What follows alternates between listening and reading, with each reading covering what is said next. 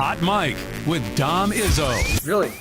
Really, Dom? No. I like what Dom's doing. Okay. Dom Izzo. Jeez, come on, Dom. What do you think I am, a magician? Yeah, I'm fired up, Dom. What else could I say? Absolutely. It was great to get on the field, and then Dom came up to me, and I'm trying to walk away from me. I just wanted to enjoy myself out there. Hot Mike. Great job.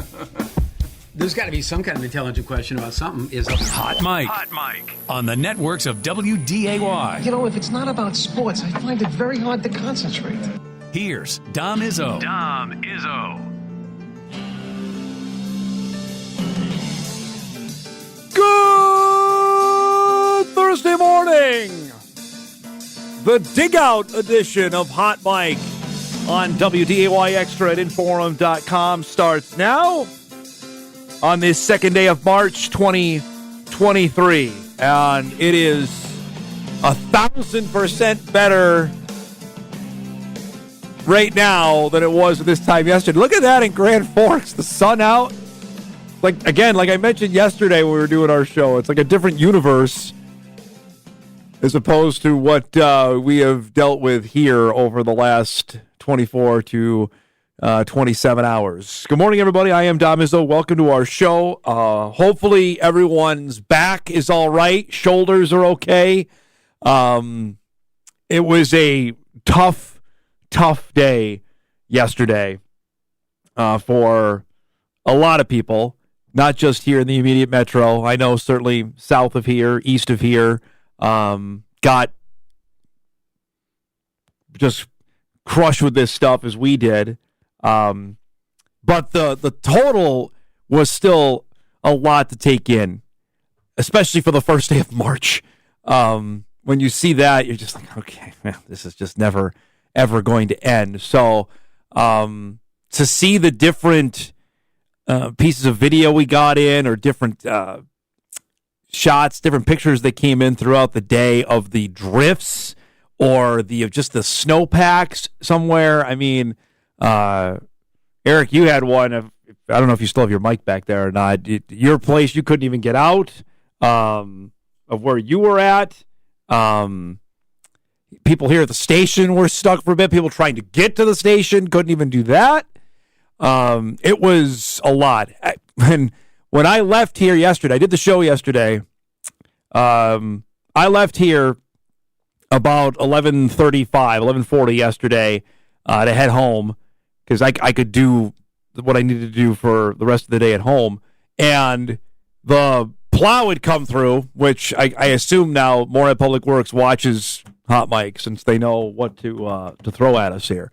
And lo and behold, the plow had already come through, and it literally, I've never seen it like that. I mean, it was up to at least here. So I like to brag that I'm 6 feet tall, but I'm not. So at least 5'11". It was at least a 4-foot drift in front of my house, and I'm probably speaking for more than not that had that in front of their driveway yesterday. The fun part was you get to, and I say fun in quotations, by the way, shout out to one of my neighbors for helping me out with the bottom end of my driveway, because that would have taken me all day with my snowblower. The different shots that people had of their snowblowers yesterday, saluted them as MVPs. That's why you spend the money on said snowblower. So I was ready. I thought I was going to be done. Eric, this is your place yesterday?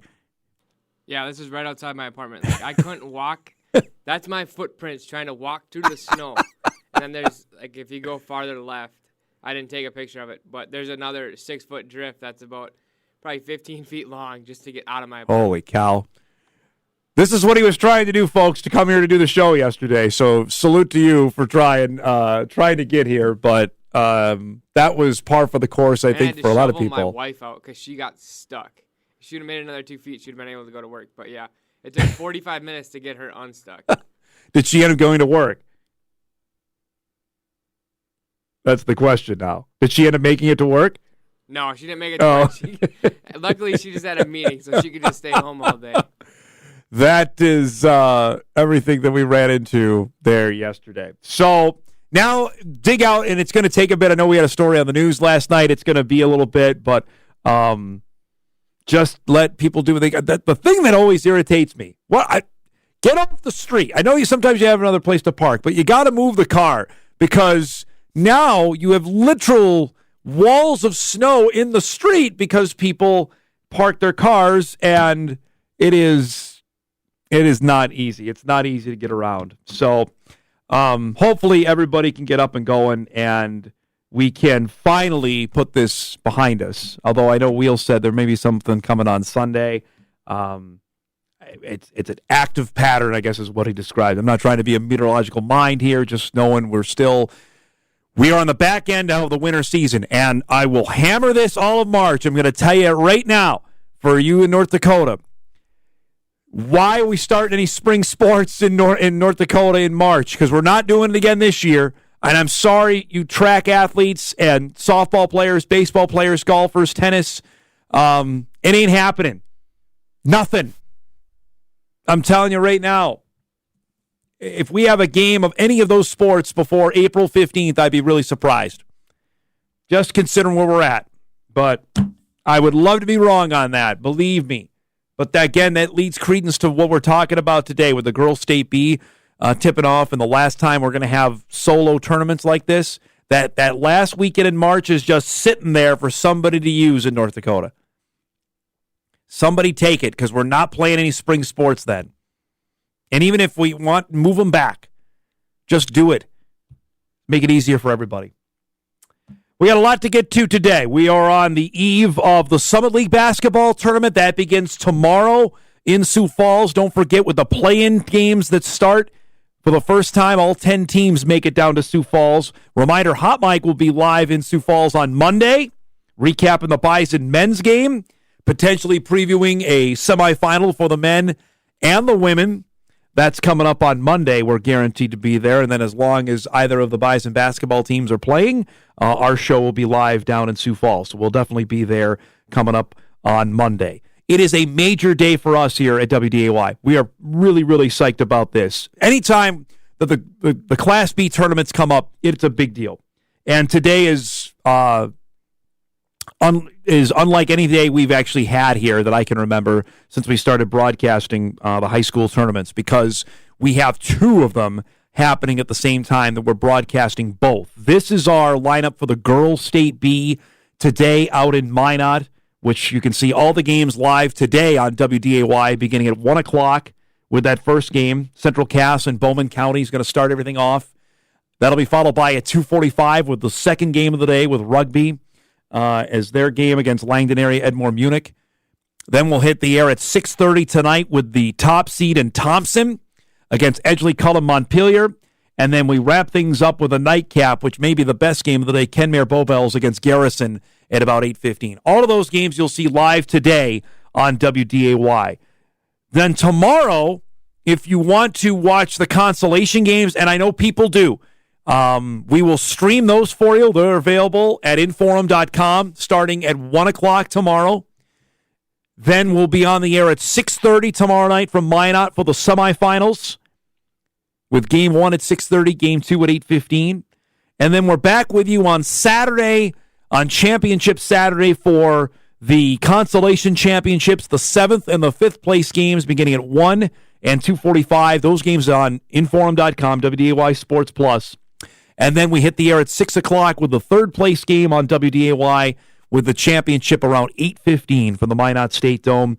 Cullen Holt, Lynette Johnson, and Logan Campbell will be our broadcast team this weekend. I'm excited for all of them. They're going to have a great weekend. And we're going to, as we mentioned with Lynette yesterday, potentially the most open field for the girls' Class B that I can remember in some time. And it will be a great event. And I know we'll discuss this. We have leading up to it. I'm going to mention it later on in our show today about how this is the last go-around for these Class Bs.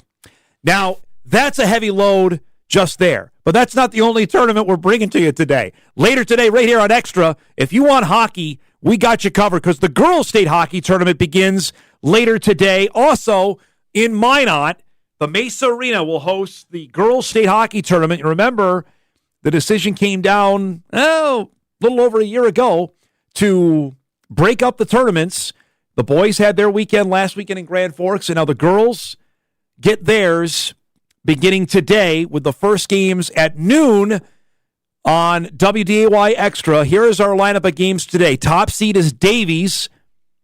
They're taking on Bismarck Century. Davies trying to win a second state championship in 3 years.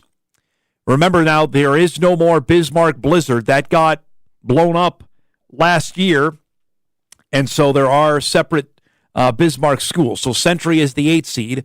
That'll be followed by at 2:15, West Fargo and Minot in the 4-5 game. Then at 5:30, Fargo North-South, the reigning state champions, to take on the Grand Forks Knight Riders. And then at 7:45, we wrap up the day with Mandan against Bismarck Legacy, Bismarck High in our final game of the day. So all of those games you'll see on Extra. Then tomorrow, we're right back with you. The consolation games, we'll stream those for you at Inforum.com beginning at noon. The semifinals, you'll see right here on Extra tomorrow night at 5:30 and 7:45. And then Saturday, the 5th and 3rd place games on Inforum.com. And the championship game will be right here on WDAY, 3 o'clock, leading into the coverage of the girls' State B in Minot. It is a huge undertaking, folks. We had, I think, 4 or 5 separate carloads of people that left trying to get to Minot. 5 separate carloads of people that left to get to Minot yesterday. So we have an army of people out there. Sam Getzinger and Chris Doherty will be on the calls of the games on girls hockey. Sam's voice, hopefully he's got another 3 days in him for 7 more games of hockey starting today. And I'm interested to see how this goes. I know that the girls hockey coaches wanted this. They wanted their own weekend. I'm interested to see at a couple of things. A, who goes, what attendance is going to be like, and B, the experience. I know Minot is super excited to get this event. They want to be in the rotation to host going forward. But it is a calculated risk. They did this not knowing that 3-class basketball was coming because it's a 2-year deal. So it's going to happen this year, and then next year, in this same weekend, I'm already shaking my head about it, there are going to be 3 tournaments happening at the same time because we're going to have girls hockey, which is going to be played, I believe, in West Fargo next year, and then the girls Class A and the girls Class B all happening at the same time. We keep getting more channels, so we'll be okay, but there's only so much that we can do. And that leads into a topic we'll get into before we say goodbye today about this last iteration of the girls' Class B and what things are going to look like going forward, which I don't have the answer on that, but some appreciation for it here coming up before we say goodbye today. So that is our broadcast lineup. It is a huge undertaking. I'm super excited for us to be able to do this, remembering how we started doing this now 10 years ago, and now here we are, we're broadcasting 2 at the same time in 2 different locations. That's pretty cool. So that's coming up later today. Now, with all that said, with all the snow and that crap, I present the Twins played their first televised game yesterday against the Phillies down in Fort Myers. Not a cloud in the sky as they played their 4th or 5th, I think a 5th, spring training Grapefruit League game yesterday against Philadelphia. We finally got to see Carlos Correa make his debut. Bailey Ober was on the mound, struck out the side in the first inning and 1 inning of work. He's an important guy for the Twins in 2023. Carlos Correa, this is funny now. He fouled off a pitch, but now the new rules, you got to get right back in the box. I thought that was really interesting. The players are literally learning this as we go. That's why this month is going to be so critical on how this is going to play out. In his first at bat, he gets an infield single. Of course, there's plenty of chatter on Correa coming out of the Mets camp, frankly, on why they opted not to sign him, saying that maybe the ankle wasn't going to hold up for past 3 years. Our old friend Matt Strom, West Fargo's own, now is with the Phillies after a couple of years in Boston. Served up this to Ryan Jeffers, who absolutely crushes this for a home run. The game ended in a tie. I think I have some word. The Twins, those are the new home jerseys, by the way. I think we can have some conversation on that on a slower day. I'm not sure how I feel about them yet. They're okay. They're okay is what I'll say right now. But that's what the Twins did yesterday in their Grapefruit League game. They're back actually on television today against Tampa, but it'll be interesting to see how this plays out over this month about who's going to be on the 25-man roster going north when the Twins open up here at the end of the month. But I thought it was really interesting, just that real quick piece of video with Correa, who's so used to, okay, I fouled a pitch off, I'm going to step out of the box, and then you can't do that. You cannot do, because if you do it, you're going to be assessed a strike if you step out of the box. So there's literally no wiggle room there. We have a packed show coming up for you here on this Thursday morning. In just a couple minutes, Jason Brend will join us, the head coach of the Thompson girls. They play later tonight as the number 1 seed out in Minot. First time they're back at state since 2019. We'll visit with Jason coming up here in just a few minutes. At 9:35, you'll meet Jeff Phelps, the new defensive tackles coach at North Dakota State. Comes here via Mississippi State. He has some great stories of the late, great Mike Leach. You won't want to miss that coming up at 9:35. At 10 o'clock, Jory Collins will join us, North Dakota State women's basketball coach at his usual Thursday time slot. The Bison finished off their best regular season in the Division I era. The Bison won 18 games and clinched the 2 seed at the Summit League basketball tournament. They will play Saturday afternoon against the winner of Denver and Kansas City. Mind you, those 2 teams play Friday. They play tomorrow afternoon and then have to come right back and play Saturday. So the Bison have an inherent advantage there. And if NDSU wins Saturday, they get Sunday off and would play against either UND or Omaha, who are playing on Sunday. So there's some inherent advantages here for the Bison with a potential run in Sioux Falls. We'll discuss that coming up at 10 o'clock. That and a heck of a lot more here on our show here on this Thursday. We're glad you're joining us. We're off and rolling. Hot Mike returns after this on WDAY Extra and Inforum.com. Yeah, that's correct. Excuse me.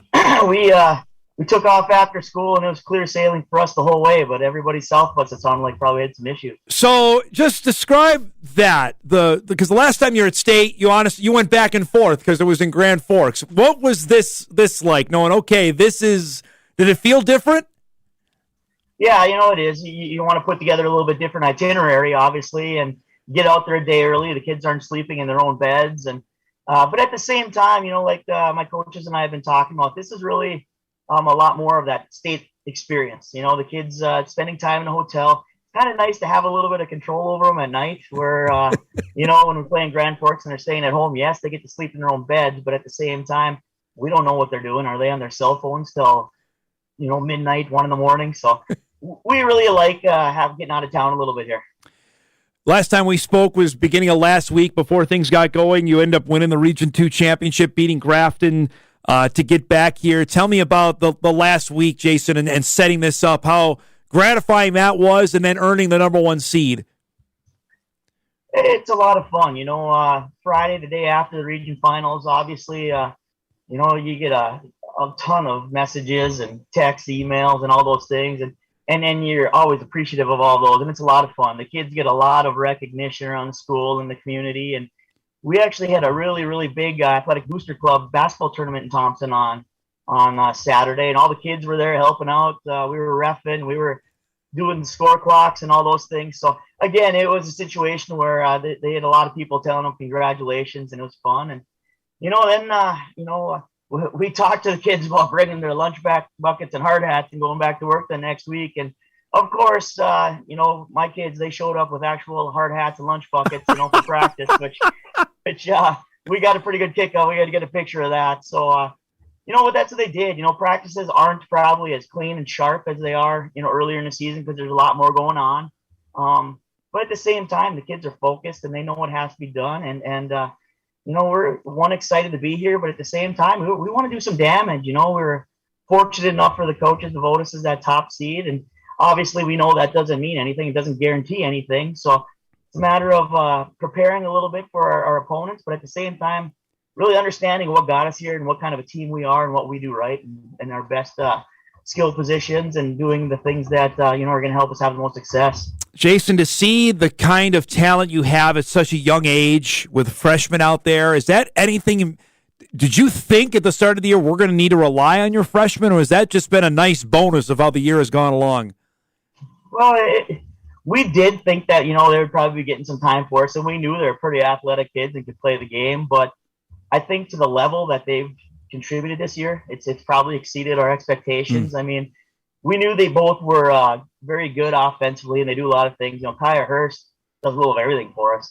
Probably one of our top defenders. She's probably one of our top rebounders, and she can score. And, Addie Sage, she's probably a starter on most teams around the area, and we're fortunate to have her coming off the bench for us. And she's our leading scorer, But where they've grown the most this year is just, to where their mental concept of the game and understanding situations and what good decisions are and such. And as they've grown with that, and our seniors and juniors have really helped them along the way with that, I just feel like they've really grown as a team, and that's really helped gel us. And, some of these teams, Central Cass being one of them, these kids have been playing together a long time, and we've had to do it a little bit quicker. And, I think that a lot of that has to do with our seniors being so accepting to our younger kids. Well, I remember making this point with Lynette a couple of years ago that looking at Class B, it is not the seniors, and it's no slight to them, were not the top players. You're looking at was sometimes eighth graders, freshmen, sophomores. Those were the true studs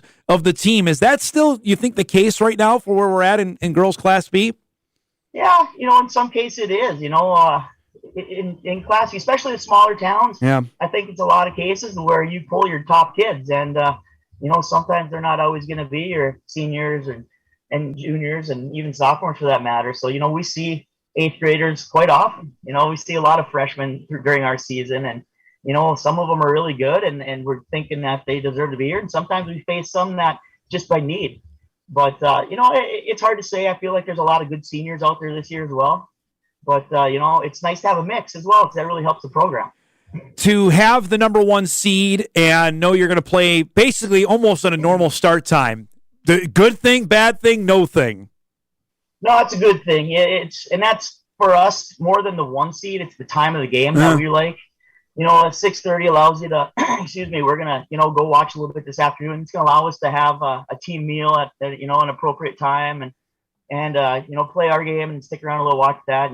Sometimes when you're playing in the afternoon, it really throws off your schedule. And, and you get to day 2 and day 3, then you're a little disappointed about playing in the afternoon as well, right? So, we were really happy with, and that's the way we played it, is getting that start time, that 6:30 game time instead of the one seed. So you're absolutely right. That's a big deal for us. To be here, and I mentioned this with Jay when he was on Bachman on Tuesday, where this is the last go-around, as we know, of the Class B. And for you specifically, Thompson, Central Cass, Rugby, the top 3 seeds. I don't think there's any coincidence. You guys are the top 3 are all moving up next season. Tell me, I guess, have you addressed that with the girls? Have you thought about, okay, this is it. We know we're moving up to a new class, that we want to maybe go out here and send things out before we move up to a new class? Yeah, we sure have. I mean, it's any little carrot we have to dangle, we're going to dangle in front of them, and that's one of them. The Last B. I mean, we've all been proud and true to Class B for all these years, and now knowing this is going to be our last one, it's certainly something. Especially, for again our upperclassmen, because they've always been Class B. Some of our younger kids are going to be playing in both of them, but it's something we've talked about a little bit, and we've even just sat down and had good discussions actually on the bus ride about how the kids are very, they're hungry right now. They really are. And I'm not talking about going down to breakfast. They want to go in here and do some damage this week. And early on in the season, before the season started, actually, they talked about setting the goal of not just getting the state, but doing damage when you got here. And the fact that it's our last B, that just makes it a little bit more, inspiration to work towards, or, something that we really want to remember, I guess. You're a Class B guy at heart. Tell me, what are the emotions like for you for here? Is it mixed, excited, sad, a little, or like I said, a little bit of everything? Yeah, it is. It's all the above. Yeah. Excuse me. Just growing up with Class B, my family and vegans, we used to go to the state B tournaments. That was our family vacations, we weren't going to Florida back then and doing spring training and things. We'd go to the state B, and just on the way down, one of my assistant coaches and I were rattling off names from the past since like 80, and all those. And, there's a lot of pride in that. And, when you're a Class B guy, there was always kind of that, A versus B, or A versus B, excuse me, a little frog in my throat this morning, so forgive me. And now the fact that we're no longer going to be that B, it's, it's, I don't know, it's a little sad, but, at the same time, we're excited, the new opportunities that we're going to have moving into next year. And, a lot of the same opponents, some new ones. Yesterday we stopped in Devil's Lake and had a little shoot around practice, and I talked to Coach Klein there a little bit. Not necessarily, he wasn't at practice, but over the phone, and he was asking for some game film already. So see how it goes. Why am I not surprised that the preparation has already started there?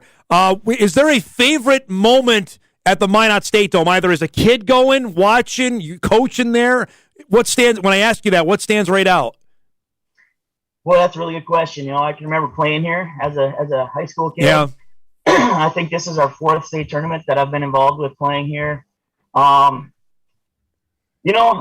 can remember in 2010 we came as kind of an unknown team, and our draw was Beach, who was the undefeated #1 team in the state. And I remember meeting Bob Waldall, and man, he'd come to shake my hand, and mine just disappeared about to my elbow, and it was a lot of fun. No one expected anything, and we ended up taking them to overtime that year. Now, we did get beat, but, it really helped kind of, at least me, mentally realize, maybe we do belong here, and I really thought it was a great season for us to turn the corner with our program. Well, the Thompson boys had some magic there in 2019. I don't know if I'm sure Brandy's giving you all the details on that, but I'm sure you want to follow suit of what they did out there a few years ago. Yeah, that'd be great. Our team host is the same guy that they had, and he mentioned that to the girls last night when we got here. The last time that he hosted Thompson, they had some success. So, yeah, that'd be great. Whatever magic the Magic City here has, hopefully we can get a little of that. To be back and just, I guess, get the full experience of this, is there one thing you want, especially for your younger girls, is there one thing you want them to do today to take in either during shoot-around or warm-ups before the game? Is there what's the one thing, hey, stop and enjoy this? How do you do that? Well, it's hard to do. You can say it all you want. Yeah. And you get so fired up for the game and the mental preparations and all the little things. We got them on a pretty strict itinerary throughout the day here. But I'm sure it's even for you as well, right? That you want to, you want to stop and enjoy it. Yeah, and that's what a lot of former coaches and people have told me. Enjoy the process, enjoy the whole thing. It's not about the destination; it's the journey. Yeah. And you try to pass that along to the kids, and you hope they do. Every now and then, take a look around. Don't be afraid to smile. Enjoy these things because they don't come often. They really don't. Sometimes we get spoiled and we think that next year will be better. Well, we don't know that. So enjoy the process. So I'll tell you this: every year.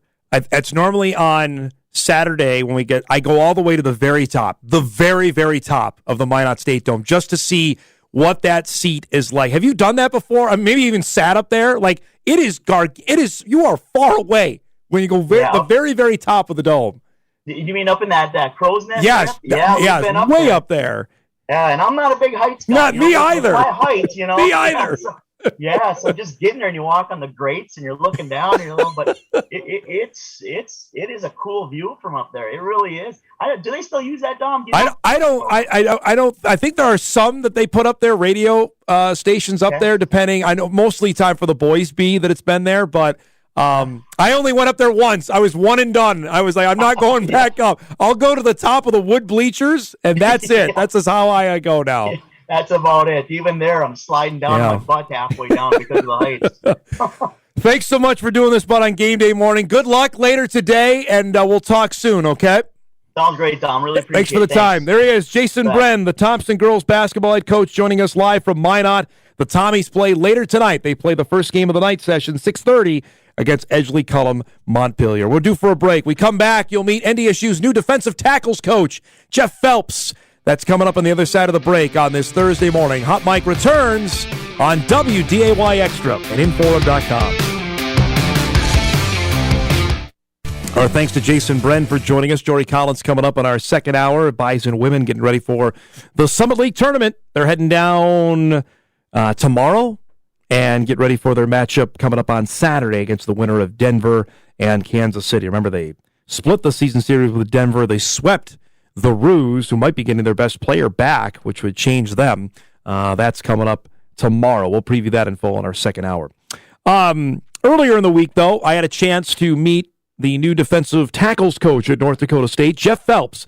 The Bison completing their staff with the official announcement of hiring Phelps on Monday, as he will take over that position, a position he's coached for a long time here, including stops at Washington State and Mississippi State, working with the late, great Mike Leach at each of those positions. He inherits a spot where the Bison have a ton of players coming back, some guys that got a ton of reps last season. I'm looking at you, Jackson Dutenheffer and Cody Heisman, two redshirt freshmen that end up playing a lot of football after Eli Mostart's injury in week 2. Oh, no, by the way, the Mostart brothers are both back at defensive tackle, along with Javier Darrett. That's a spot that may have been considered one, I don't know if weakness is the right term in 2022. That certainly looks to be a strength for the Bison in 2023, now led by a new position coach.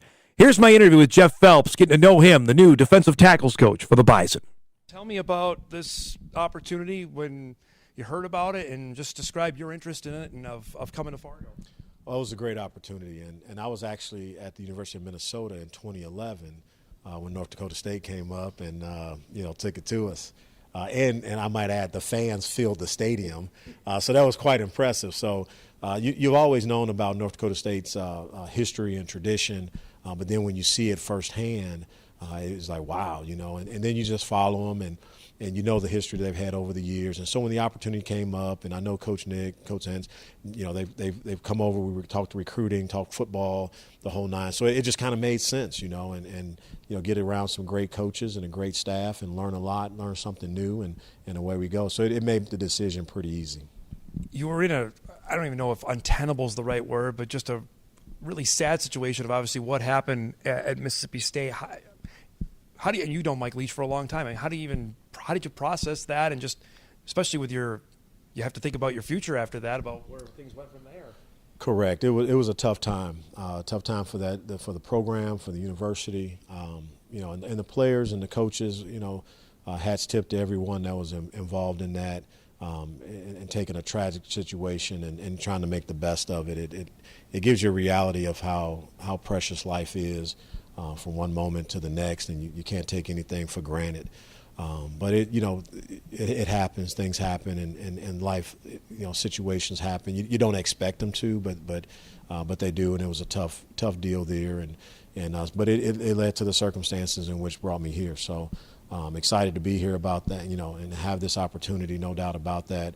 But you think about Coach Leach all the time, and you hear a lot of the terminology and the things that he said over the years that I was with him, and it makes you smile, and you just kind of keep going, and I think that's the best way to honor someone's legacy is to take some of those bits and pieces that you learn from that person and instill them into the next generation of young men. We always hear about his offense. Was he a great defensive mind? Like, what pearls of wisdom did he give on the defensive side of the ball? Get him the ball back. I think that was his. I honestly think that he would be okay with giving up a 99-yard one-play drive as opposed to a 10-play 99-yard drive. Yeah. So, but no, his offense was very unique. I joke around, and from a defensive standpoint, we played against him when I was at Minnesota. We played against Washington State in the Holiday Bowl, and I think that's ultimately what led me to get that opportunity there after our time at Minnesota was done. But in that, so it lets you know that he's a sharp mind. But he loved his offense. He loved, that was his baby, and he kind of, said, "Hey, Coach Arnett, you go and you take care of the defense. Get us the ball back," and that's kind of how it went. And so Coach Arnett would scheme up some good things, and we get the ball back, and so it made a good marriage that way. But nevertheless, it was unique because growing up in the Midwest, and like I mentioned, I was at the University of Minnesota, and so you're in the Big Ten. And I remember my first spring, and it was a 90-play scrimmage. and there were only 3 run plays called. And I said, I am in a twilight zone right now because it's definitely not what I'm used to. And sure enough, coming here to North Dakota State, now it's going to be flipped back over to in the reverse as far as being able to run the ball and that sort. But yeah, that was his offense. It was very unique. Coming from SEC, Pac-12, obviously your time at Minnesota, what is NDSU's reputation in I call it big boy football? What do people talk about North Dakota State? Well, you better be ready for them, you know. And even when we were at Minnesota and we were preparing that summer leading up to the game, you look at the roster and you see these young men, a lot of them from different parts of the Midwest, and you're just watching and you're like, man, they know how to develop talent. They're tough, they're hard-nosed, and you can tell they love football, right? You turn on the film, they're flying from one side of the field to the next. And so, and you know they're going to travel their fans.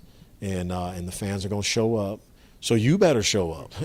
So and we're not the only ones when we were at Minnesota that fell victim to the Bison. And so hats tip to coaches and the coaches that have been here before, and the players that have been here, and they thrive off of that hard-nosed, tough mentality. And you see them working out at 6 a.m. in the morning, trekking through the snow to get over here in the cold temperature, and I think that means something. I think that means something to them when they step out on the field, regardless of who it is that they're playing against. They're going to bring their A game, and it doesn't matter what conference or title that conference has. They're going to line up and play, and they're going to try to hit you in the mouth. I know you're still sinking your teeth into this team, but is there anything that really stands out about the roster specifically up front? This is, boy, I can't wait to get a chance to work with these guys. Oh, no question. And I'm not 100% with names just yet, but you look at, the tapes, and I watched a lot of the Arizona game because we played against Arizona there at Mississippi State, and so you have a little bit of familiarity with some of the offensive linemen that we're going against, and some of those guys were doing a great job playing with low pad level, moving their feet as far as flying off of the football, getting a chance to make plays, and you see them get better as the season goes along, and so that's very encouraging to stepping in and being able to work with the defensive tackle specifically, and saying, okay, we're taking a group that's hard-nosed, tough, made a lot of football plays, an experienced group. Now, what can we fine-tune a little bit here and there to get us a little bit better for the future? Is there a body type that really stands out now at the defensive tackle spot? How the game is continuing to evolve to you? Is there one that really stands out? Well, you always want to have length, and where there's not length, you want to have at least some long levers, some long arms in there to bench press some of these 300-pound offensive linemen off of you. But when you don't necessarily have the 6'3" or 6'4" guy, well, you better have somebody that's explosive coming out of their stance. And I think that's what you find here. You find a lot of explosive young men, regardless of how tall they are, how much they weigh. They are very athletic. They're very explosive off the football. And when you do that, you've got a really good chance to win the battle there in the trenches. When you got here, seeing this $50 million indoor practice facility, it's only been open for a few months. How is that? I know it's common where you just came from, but how uncommon, I guess, that is in college football nowadays? Well, I'll even start with while I'm flying in on the plane, because I came in at night, and I said, man, there's a lot more lights than I had thought there would be coming into Fargo. And then, you like you said, you get into the facilities, and everybody said they had great facilities, but you get here and you're walking around and you're looking, you're like, wow, this is quite the setup, and so you go to the shack and you're looking at that and you're like, man, I was over at the basketball game, and what a beautiful arena that is, and the spaces that you have over there that you can do some different things in. The home and garden show was in. I see all these boats and RVs lined up. I said, man, I might mess around and buy me a boat this weekend. I better be careful. But yeah, and just to be able to see the community come through the building and be part of this, I think is an outstanding deal. And that new indoor facility, wow, what a beautiful place that is for those guys to prepare themselves and get ready. So you know that athletics is important. And you can see it, and you can see that the support is definitely here. Tell me the biggest challenge between now and the ramp up. You have less than a month for spring ball. Is it just getting to names, faces? What is on the docket now for the next month? The terminology. Yeah. It's all really the same. It's just this is termed this way as opposed to it being termed this way at Mississippi State. So getting that terminology down, getting around the players, and it'll be easy to connect with the defensive linemen, but I got to make sure I'm getting around the other position groups, the offensive side of the ball, getting to know those young men as quickly and as fast as I can, and ultimately continuing to get a lay of the land, get out, meet more people in the community, because it is definitely, you can feel the vibe and you can feel that energy, and you know that it's a family type of atmosphere. So I want to get around and meet some of my new family members. Last question: what is the biggest misconception, you being a Midwestern guy, when you've coached now on the West Coast and down south, about Upper Midwest football? What are the ones? What's like the one you love to, the misnomer you love to, okay, that's just not true? Well, they think that because it snows and because it's cold that you stop playing and doing football activities. Well, no, that doesn't. That just makes you tougher in those elements. But there's no question. Football is football across the board. It doesn't matter what level you're at.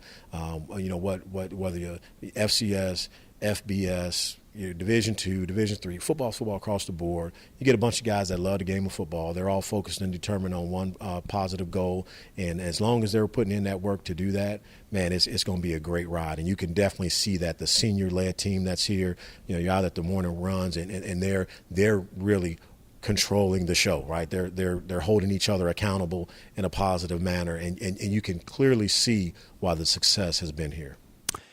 Good stuff there from Jeff Phelps. I think he will be a fan favorite just with the way he interacts. And obviously he's been around the block and coming from a really difficult situation, obviously when Mike Leach passed, and he knows the Upper Midwest. He played at Ball State, so he knows this area. Now, granted, does he know FCS? No, but what I hear all the time is football. So I guess that really you could throw that worry out the window. And we'll take over, as we mentioned, going into the interview, a group there that brings back a ton of experience. Darrett, the Mostart twins, Dutenheffer and Heisman played a lot of football, have played a lot of football. Eli played 2 full years of football prior to his injury, including all of 2021, from last spring to the fall of 21, where he was a dude for the Bison defense. So that's an experienced group now. You couldn't say that last year. They've changed that up, and I'll be really interested to see how they play this upcoming football season, because that's an area I think was vulnerable for the Bison for a good chunk of the season last year. That was certainly a spot where teams attacked because the Bison were susceptible up the middle. And that's something I have a feeling, I have spoken with Matt Entz about this. Up the middle, you got to be really good. You got to be dynamite at the defensive line spot. You got to be really good at the middle linebacker spot, and you got to be really good at the safety spot. Bison had that locked down. That's actually a huge question mark now in 2023 as the safeties. And frankly, I think middle linebacker is a spot that they're going to address as well. I don't know if it's a slam dunk. The guys you saw playing middle linebacker last season are going to be the guys playing there in 2023. I do not think the rotation part worked. It was necessary because of injury at the end of last year, but you want a guy.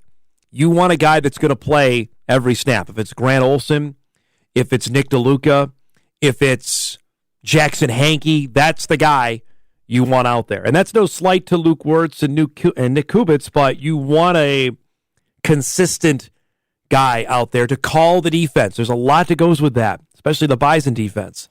And that will be, I think, maybe priority 1A as we get into spring ball. Others, I'm sure people will hammer on quarterback, but I think there are some other issues that will be, certainly defense to me, for all the guys that they lost, specifically in the secondary. You got a new defensive coordinator, new defensive tackles coach.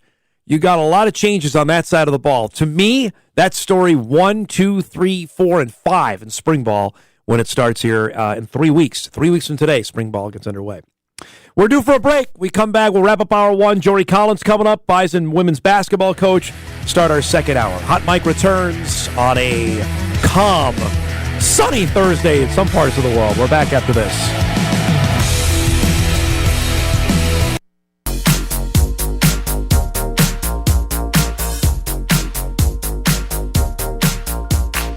All right. Update from the golf course. We love doing that when it's snow outside. Tom Hoagie's back playing the Arnold Palmer Invitational going on at Bay Hill. Hoagie on the golf course has played 10 holes. He's at 1 under par through his first 10, tied for 16th and one of the premier events on the PGA Tour. We'll update him on his round through our second hour. We'll break here. Jory Collins is coming up, NDSU women's basketball head coach, as we get ready for the Summit League tournament in Sioux Falls. We'll do that when hour 2 of Hot Mike begins after this.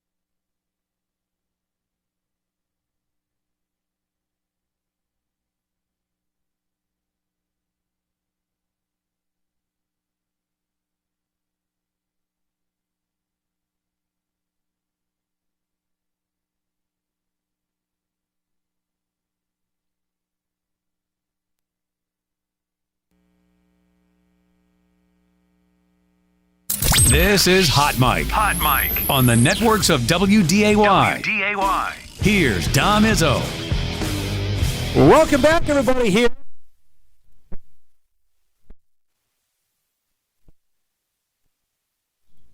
a mess. Thankfully, that's out of here for now, and we have a busy sports day on tap.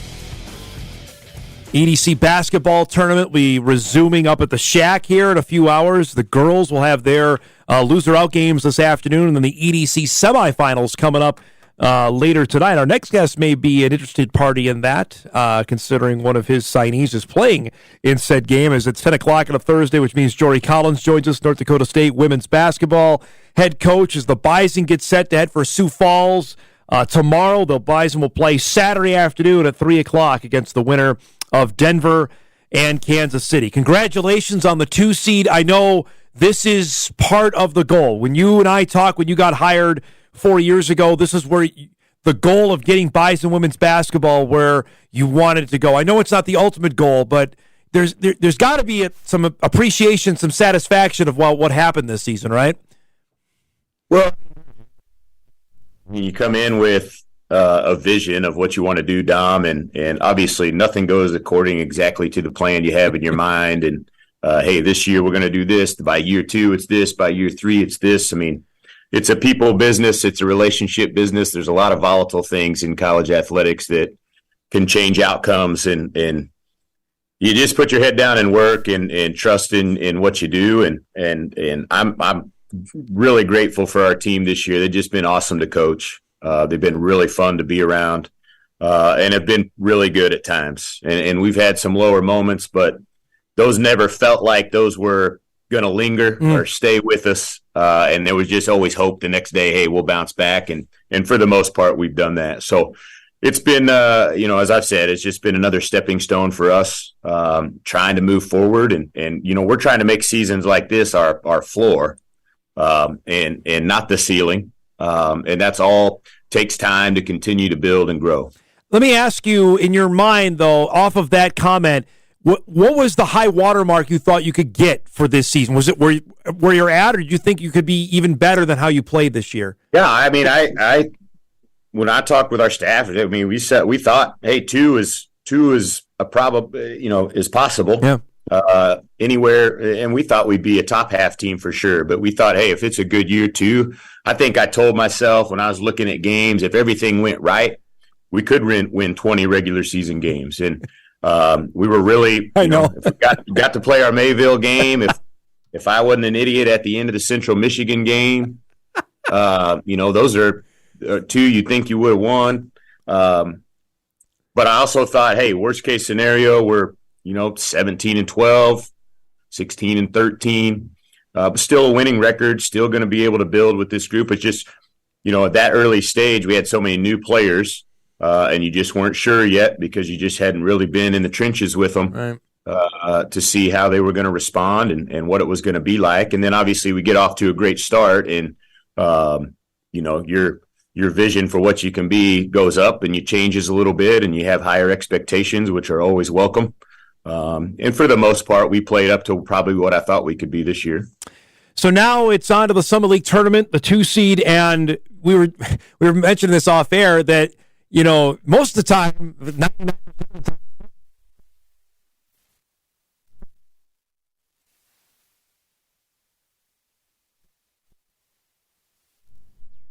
a little bit. I mean, obviously, we've been talking about and preparing different days for different teams here this week and just trying to focus in on things. Probably the best part is, we've played both of these teams fairly recently. Right. And it's the 3rd time. And while people add wrinkles and little nuggets for the tournament, nobody's changing who they are in March, and your identity is going to be who you are. So there's a little bit there with that. But yeah, I mean, I'm a preparation guy, so I'm much more, used to and like saying, okay, we have these guys in 3 days or 4 days. This is what we're doing to get ready for them. How much are you hoping they play like triple overtime tomorrow, right? It wouldn't hurt my feelings if they had to go 50 minutes worth instead of 40. But I was mentioning this off air or in my first segment before you came on. Kansas City's got a couple of its players back that we didn't see at the end of the season, and Denver beat you at their place. I mean, these are 2 teams that are, I don't know, are they, how different are they from the last time you saw them play? I would say UMKC is going to be fairly different. I mean, last time we played, they were playing three post players, Yeah, right? And very, very post oriented. In their last game last weekend, they had their two guards back and were missing one of their bigs, so they went back to being a little bit more guard oriented. But if they have St. Andre and Elise Stafford and the Mensa girl out there, that's pretty good a guard as anybody's putting out there on the floor. So they're getting healthy and getting right at the right time. And I told you before we came on, I think that's going to be a very, very competitive basketball game, and I couldn't tell you who's going to win that 7-10 matchup. Denver, you guys handled when they played here. But they turned the corner. I think the second half of the season they were starting to play really well. What was the reason for that from your mind? Yeah, I thought they have a really good freshman too. We like ours a lot, but Emma Smith has been a big factor for them and just making shots and just bringing another dimension to their team. They've always been fairly 3-point oriented. The Brandon kid at the 4, I think, has changed them a little bit in being a more physical inside out type stretch 4, but also post up. And then I think they've done a good job, developing Manette, who's going to be on the all defensive team, I'm sure. Yeah. Maybe defensive player of the year if we have that. I don't even know if we have that, but she's a shot blocker extraordinaire. And I just think, in whatever year it is for Dosha, 3 maybe, they just look like they're finally starting to all be on the same page. And so it takes time when you take over a place to get your identity out there on the floor. I got an email in, Jory, wanting to know exactly what happened with Heaven. Can you tell us what happened last Thursday night in St. Paul and where she's at? Yeah, we were just he was, I think, trying to box out, and a kid in front of her just reached back for the ball and just elbow square to the nose. Oh. And, she went down, and for Heaven to go down and not be able to get up very quickly, that she's hurt. Normally, I just go over and tap her, hey, you good? You good? And she's always like, yeah, I'll be fine. She didn't say a word, and I was like, okay, let's get over here on the side. She was with Ashley, our trainer, for a good 15 or 20 minutes over there, and we were making calls to see. It looked a little off and pretty obvious that she probably broke it. Barely bled, which was good. But come to find out, next morning they went and got X-ray or went to the doctor in Minneapolis, and it is fractured. So she's going to be wearing the mask. I mean, it doesn't really bother her now, and she didn't have too much discoloration, but she is going to be in the mask here probably the rest of the year until we get that fixed. Didn't seem like it bothered her too much on Saturday in Macomb when she dropped 31 either. Yeah, not in the second half. She had in that game, her first 3 threes that she had were almost unguarded. Just was wide open as can be and missed them all. And I was like, oh, damn, this is going to be a mass game that she ain't going to make a shot. And then, I just kept saying, hey, you got to shoot those all day. And in the second half, she caught hot. I think went 5 for 8 maybe down the stretch and hit some big ones and was just terrific in that game. How does that, outside of the obvious, is it just a comfort thing for the player to just try and get used to that? I think so. And then, your peripheral's a little bit, because it's not right up on, it's a little bit off your face a little bit. And it's clear, but, when you're looking through glass and things like that, your depth perception when you're not right on, it can bother you. They make them pretty good now and sports specific for that, so you can see. But I think more than anything, it's just getting used to having it on. And so she wore it the second half of the St. Thomas game. She made a 3 in that half, and then we practiced in it the next night. And then it seemed like by the second half. And then she's practiced, obviously, with it all week this week, so shouldn't be an issue. Well, she can ask Emily Dietz about it. Remember, Emily got a high shot there a few years ago, and she had to wear it for a while, too. So if she I don't think she needs any pointers. But if she I was trying to get like a Jason Friday the 13th style. just a killer mask. That'd be let's get one that looks good. Well, if you're going to go.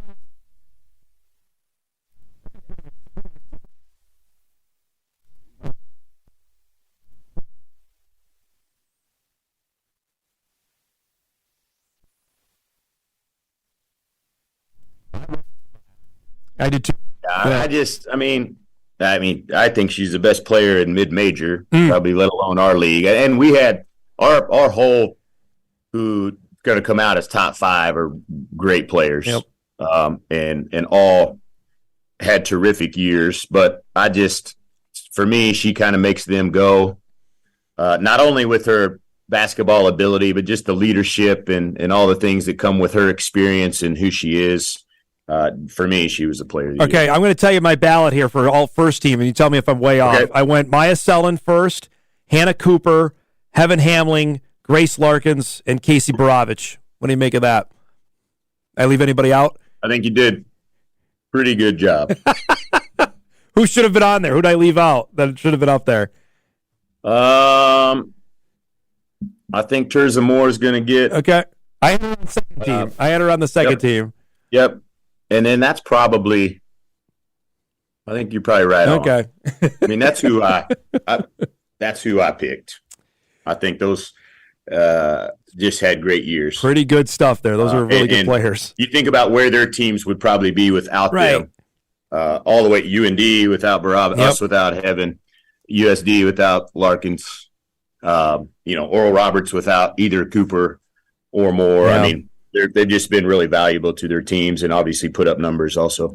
I had a couple people ask me, Jory, online after the win on Saturday, what this means for postseason basketball for your team in regards to the Summer League tournament and then beyond. Can you explain that, I guess? If South Dakota State does win the Summer League tournament, what does that mean for you beyond playing in Sioux Falls? Yeah, so the WNIT, and you can go right to their website and read that. They take, on the women's side, the highest regular season finisher that doesn't make the NCAA tournament.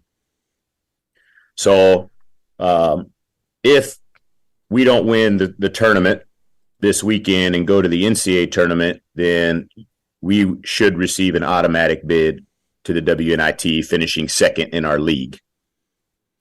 So that's the way that I read it. Okay. That's the way the paperwork says. Obviously, they don't do anything till next week. Right. But that's what our anticipation is. Is there a potential, I had asked this as well, that you could play another game at home then? Would that be on the table for you guys to play another game at the Shack? There is potential. Okay. It's a bidding thing.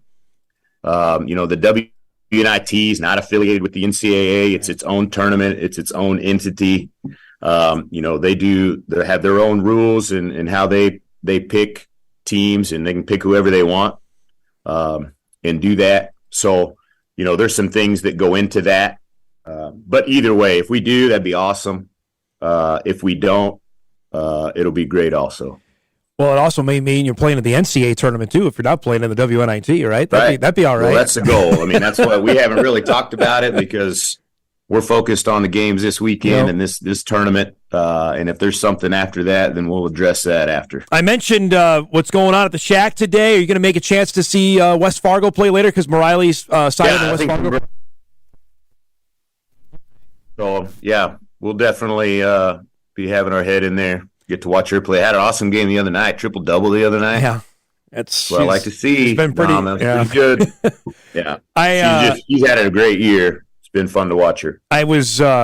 We had it on Monday of the Iowa-Indiana finish and seeing what Caitlin Clark is doing. And she was on Dan Patrick's show, and I thought this was really interesting of how she has embraced her role in the game, understanding the spotlight on her. And Jory, she said, too, it's not on the realm of possibility. She could play another 2 years, which I thought was that she's considering that, too. I think everybody thinks she's going to play next year and then go, but she's still thinking of playing 2 more years at Iowa, which is crazy. Yeah, because she's probably making more money in the WNBA. Yeah, that was brought up. So, I mean, that's like why, college has always been why leave a great party early. Now you're for somebody like her that's making that kind of money, that's just, you're not going to get, the league will be there. Yep. But I'm sure she's making quite a bit more than what she'd make her first year in the league. Man, that is a great point. That's going to be I think there's going to be some guys that are marginal. Yep. First round guys that don't have the guarantee. You're not in the lottery, and it's not a guaranteed contract. If you're making $50 or $100,000 for your year in college, I mean, that's what you don't make that in the G League. So Yeah, right. it's interesting. But yeah, I mean, if she played 2 more years, she'd rewrite every record there is. Yeah, that's just crazy. Last question before I let you go.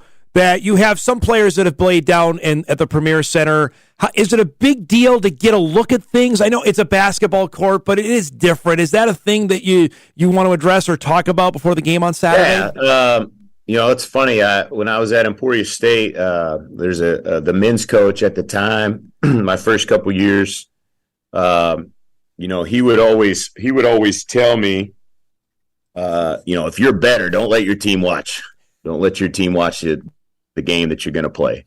And we were most of the time we were better than the first round matchup there. And, but this year I thought about it, and we just have a lot of people that haven't been, and seen it. So, we're going to go down. We're going to go down tomorrow and take in most of that game. Obviously, our staff will be there scouting and doing that kind of stuff, but we're going to let our players get a feel for it and just get the vibe of the play. It's a great tournament. It's got great energy. For all the games, really, men's and women's, each one has its own energy to it, and it's a lot of fun. I think you can get, just a feel for the place and the vibe. That's whatever you sell the fastest is always a good idea. It's great to see you, man. I said this to Dave. I know we're going to do this again probably another couple times, but thanks so much this year. It was a blast to do this each and every Thursday. I think people really got an inside look at your team, and I've had more people ask me about your team this year than in recent seasons. I know that has a lot to do with you guys winning, but I think there's a heck of a lot of interest and certainly what's going to happen next week. But personally, thanks for doing this each week. You made the show a heck of a lot of fun every Thursday. Well, it's not a problem for me, Dom. I want to thank you for giving us the platform. I mean, this is be able to talk about our team on a weekly basis and then, have some positive things to talk about does nothing but good things for us. So I appreciate you doing this, and hopefully we get to do it 2 or 3 more times. Yeah, let's keep it up, man. I will see you on Saturday out in Sioux Falls, okay? All right, sounds good, Dom. Appreciate it. Jory Collins, North Dakota State women's basketball head coach. Bison will play the winner of Kansas City and Denver. That comes up Saturday at 3. The Kansas City-Denver game is tomorrow. That is the second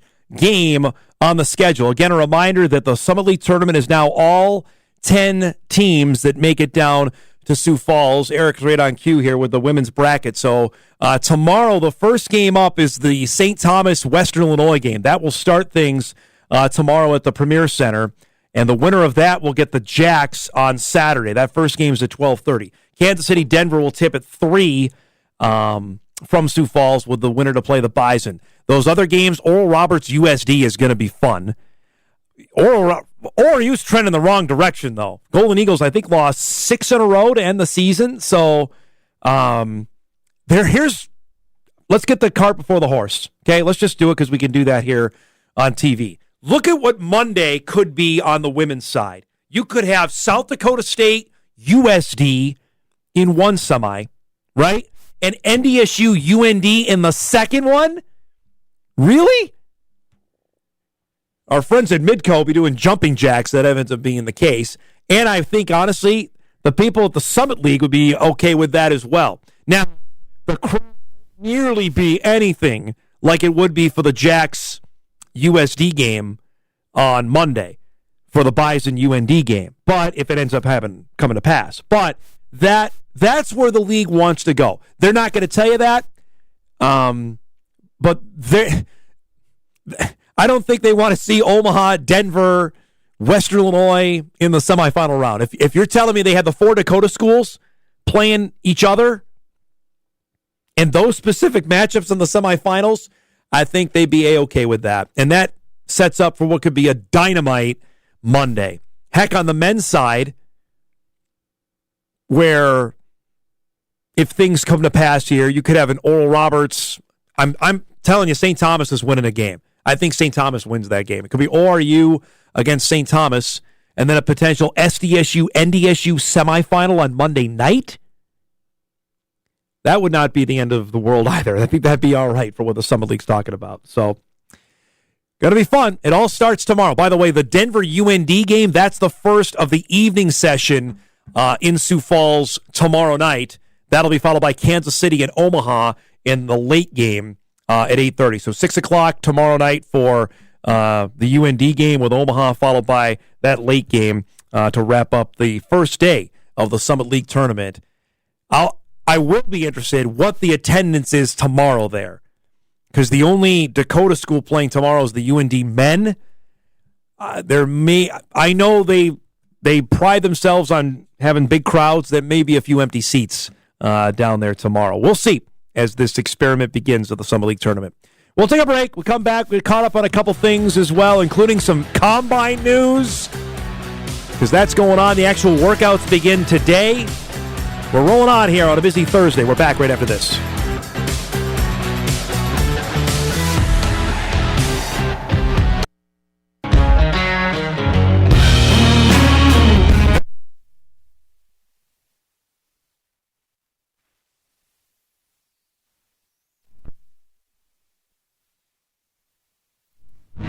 Bismarck Century and Fargo Davies is coming up here at noon. You can watch all the games on WDAY Extra today. Sam Getzinger, Chris Doherty will have the call of the games, and that's a live look there is our huge broadcast day. 8 games total between our two channels starting today. And this basically, folks, is a preview of what we're going to do this time next year with the Class A and the Class B girls basketball tournaments happening at the same time. This is a little preview of what's to come, at least a year from now. Excited about that.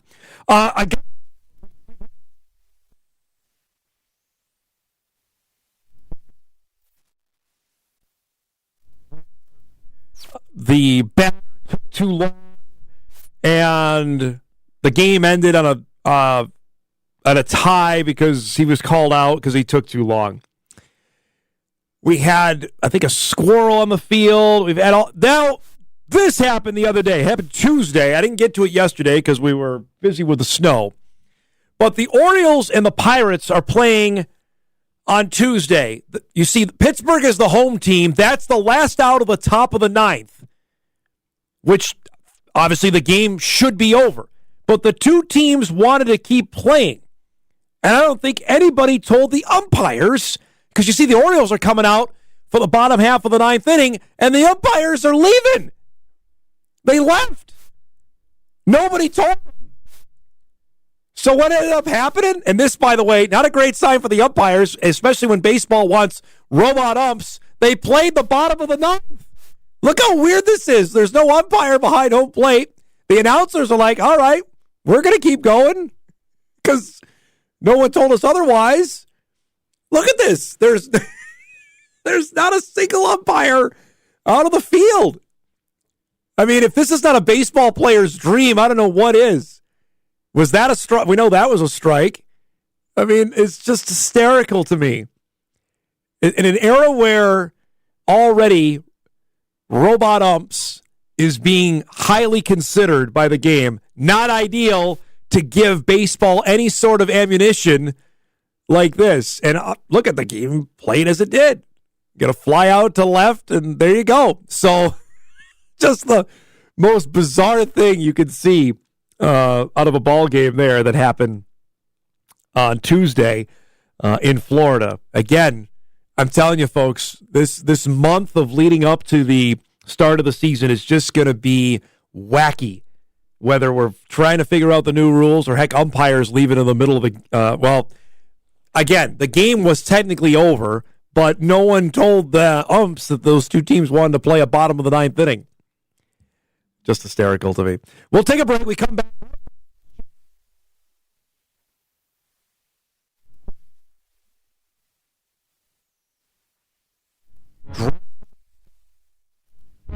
We'll chat about that when Hot Mike returns on WDAY Extra at Inforum.com.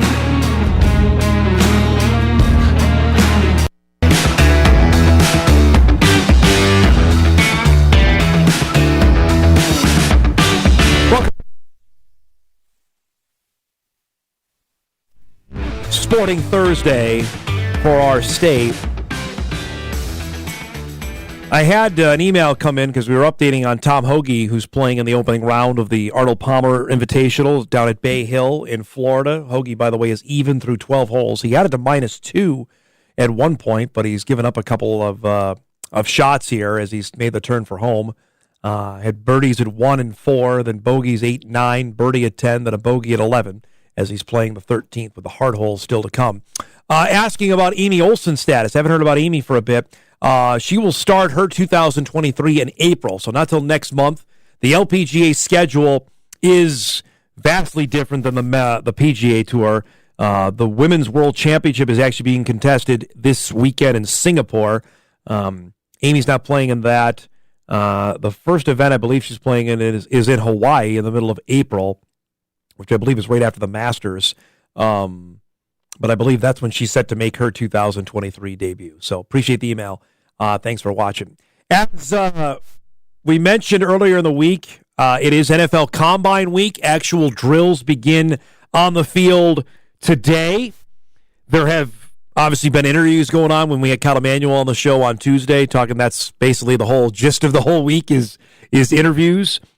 Our good friend Doogie Wolfson from KSTP TV in the Twin Cities reporting that the Minnesota Vikings have met with Florida quarterback Anthony Richardson at the NFL Combine, which is interesting. And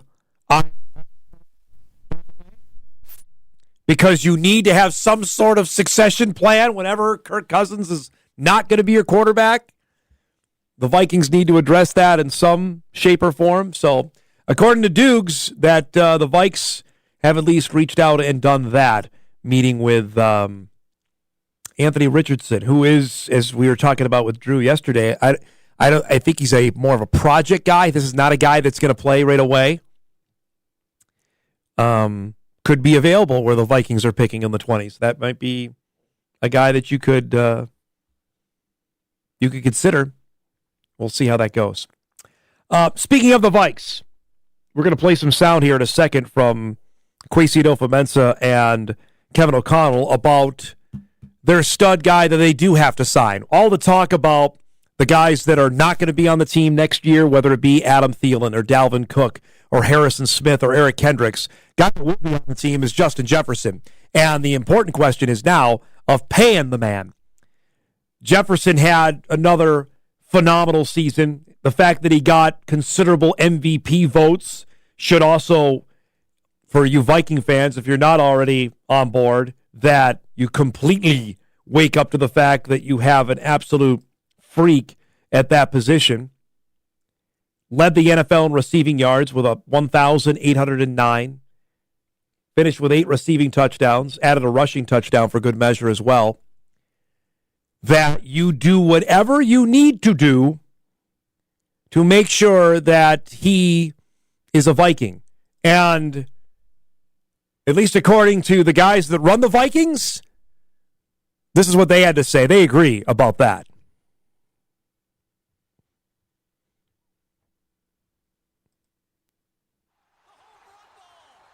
I don't want to be the Vikings GM without that guy on our team. So it's a high priority. We got to make sure that we do it in the order that we can do it in, obviously, given our, all our other decisions we have to make. He's trying to put the Minnesota Vikings on his back, and he wants to win a championship. When you have people like that in your building, try everything you can to not let them out. He believes he's the best receiver in football. I happen to agree with him. And, a lot goes with that. And not only just schematically how people play against you, but the responsibility he has as, a role model, and he takes it very seriously how much people and young kids look up to him. And I just watch the way he carries himself every single day and week. And to say I'm excited about coaching Justin for a really long time is an understatement. And so they're all from Kwesi Adofo-Mensah and from Kevin O'Connell there on their stud guy. And, I mean, it's self-explanatory there on what they need to do at that particular position, but the paring down of this roster, as we've talked about now, is now we've hit March, as we're 13 days away from the start of the league year. March 15th is when quote-unquote official business can be done, even though there are already seen moves made with Carson Wentz being released earlier this week, and there's going to be more to happen between now and the official start of the league year. But when you look at what this team needs to do, I mean, yeah, if you want to get all excited, people will. We did about them talking to a quarterback. That's not the top priority with this team, clearly. Over the last 3 years, it has been their defense. Their defense has been horrendous. At the bottom of the league standings. If you get even a mediocre defense, you've made the postseason likely in 2 of those years. The next to last year before Zimmer was done. And last season, you maybe win a game in the postseason. At worst,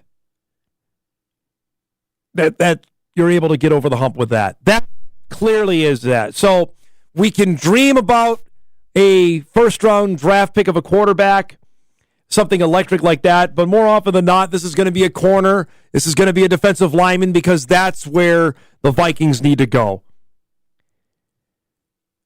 But more importantly, of all that, all the offseason moves, nothing will compare if they get Jefferson locked in. If they give Jefferson whatever he wants, he should get. That's the kind of player he is. That's the contract that you, if you believe what you heard from Adolfo-Mensah there and O'Connell, then you do it. You don't make any hesitation about it. You go full bore. This is what we're going to do. And you make no apologies for it. Now, whether they put their money where their mouth is, that's the real tricky part of this, but I would be fascinated to see how this plays out. I think a lot of people are with people around the NFL watching what the Vikings are going to do. Because did they have too much success last year? They set the bar now. They won 13 games last year, and you're thinking, they're likely, like the Wild did, are they likely to take a step back in 2023? Especially with a schedule that you know they're going to play. They're going to play the first-place teams in the other divisions. That's how it works. When you win the division, you get a super difficult schedule the following year. They're already locked into playing. They got the Chiefs on the schedule next year as they play the AFC West next season. You just look quickly here. Now, it does help out. They're playing a couple teams in the AFC South. They have the AFC South rotation, which is helpful. But they go to Denver. They go to Vegas. See how that goes. The Chiefs come here. The Chargers come here. Oh, by the way, they play the 49ers and the Eagles. Again, all the division winners they have on their schedule. Kansas City, Cincinnati, San Francisco, Philadelphia.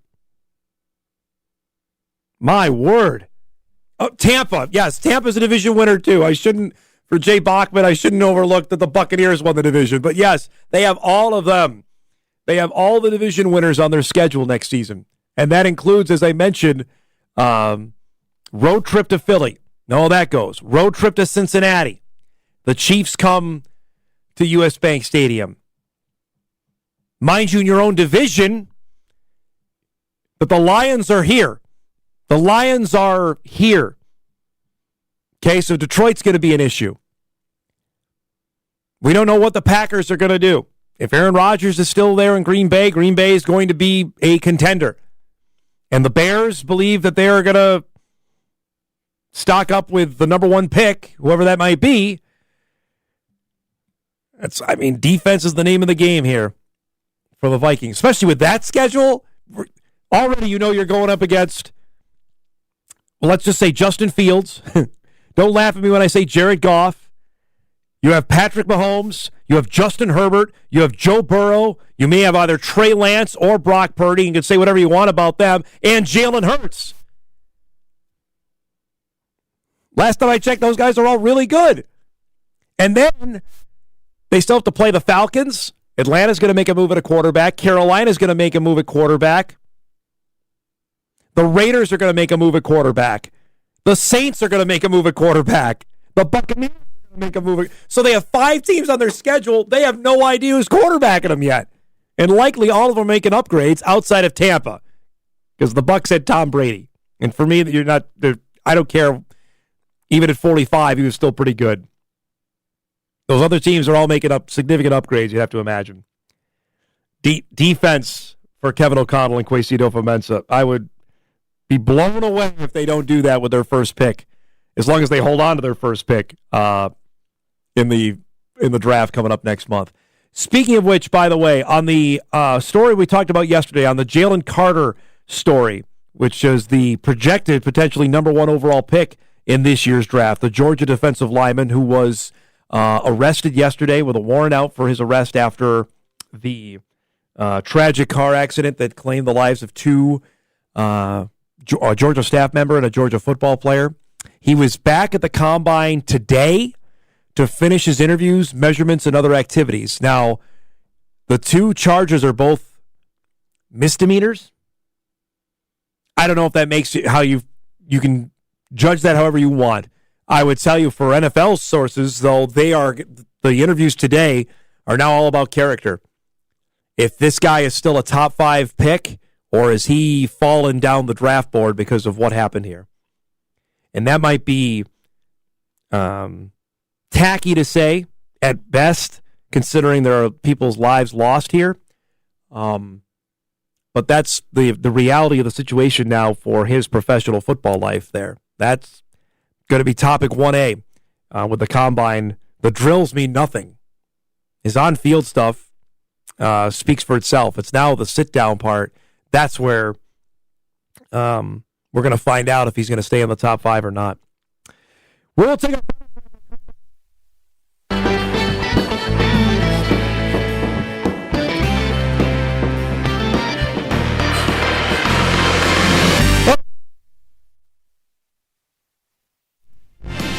always has something good to say. You grade them off tape. You don't grade somebody off out here in pajamas. Guess you get how he feels about the NFL Combine this weekend.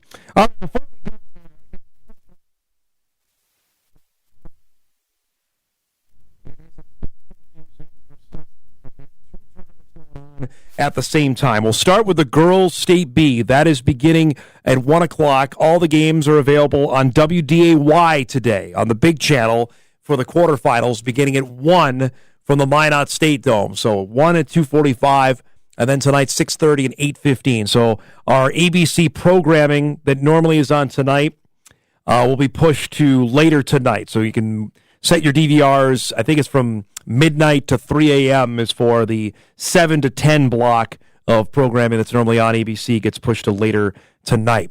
The semifinals will be on ABC tomorrow at 6:30 and 8:15 with a championship on Saturday, starting with a third-place game at 6 o'clock. All the consolation games you'll be able to stream as well. That'll be available, all of it, Inform.com. You can stream everything on the WDAY Sports Plus tab. Again, it is not free. I understand other places do that. That's not what we do. That's not our business model. It never has been. So you can gripe about it all you want. Say, well, somebody else doesn't do it that way. I don't know how others. This is what we do. Okay? So that's how you're going to be able to watch the games starting today at 1 o'clock. Cullen Holt, Lynette Johnson, Logan Campbell will be on the call of those games all weekend long. Exciting for them to get a chance to, especially for Cullen and Logan, to get their first crack at the girls' State B. They'll do a great job coming up later today. Also, the girls' state hockey tournament begins today. That's right here on Extra. If you're wanting to watch girls' hockey for the next 2 days, it's right here on Extra, and it starts coming up here in about an hour with the first game. As Eric showed us the live shot from the Mesa Arena, they're filling in there for Davies and Century in the first game coming up after the news. And there you see a live look at the rink. That rink's not even that old, and they have the Minot North American Hockey League team there, the Minotauros, who always draw well. They've been excited to get a state hockey tournament, and they've got that chance now. That'll be followed by the second game at 2:15, and then the evening session at 5:30 and 7:45. The semifinals come up tomorrow at 5:30 and 7:45 right here on Extra, and then we wrap everything up with the championship. That will be on WDAY, 3 o'clock Saturday, to watch the championship to wrap up the girls' hockey season. So that's all going on today. Now, that's not the only tournaments going on. We've got The WDA and the EDC basketball tournaments also happening, as we're going to find out who's going to be playing in the Super A next week. Here in town is the EDC basketball tournament at the Shack. The girls will play today. This is the boys' side of things. Which one are we going to do first? Here's the girls. We got Davies and Cheyenne will play in the first evening semifinal. That'll be followed by Red River against West Fargo. Those are the four best teams. I would expect those are the four teams we see at the Shack next week. We do have loser-out games today. Horace will play Shanley in the first game. North will face Wahpeton in the second game. The winners of that have their seasons continue. The losers have their season ended. Then on the boys' side, they will play tomorrow at the Shack. Top seed is Davies. They'll get Shanley in the first semifinal at 5:30. That'll be followed by North and Red River in the second game. That should be a dynamite one, and should be some good crowds at the Shack as well coming up tomorrow, again with the loser-out games tomorrow afternoon. So that's where things stand on the east side of things, and we'll have a complete breakdown of that coming up on the show tomorrow. The WDA also begins today. So now this is the more traditional bracket because they have the play-in games, and now they play 3 straight days. The top seed there, of course, is Century. They'll get Turtle Mountain, followed by Legacy and Bismarck. That'll be fun. Minot and Williston, as Williston won its play-in game. And then Mandan and Jamestown is the final game. The WDA is always guaranteed to be wacky. And on the girls' side, Century got the number 1 spot. They swept Minot this year. Minot is the reigning state champs.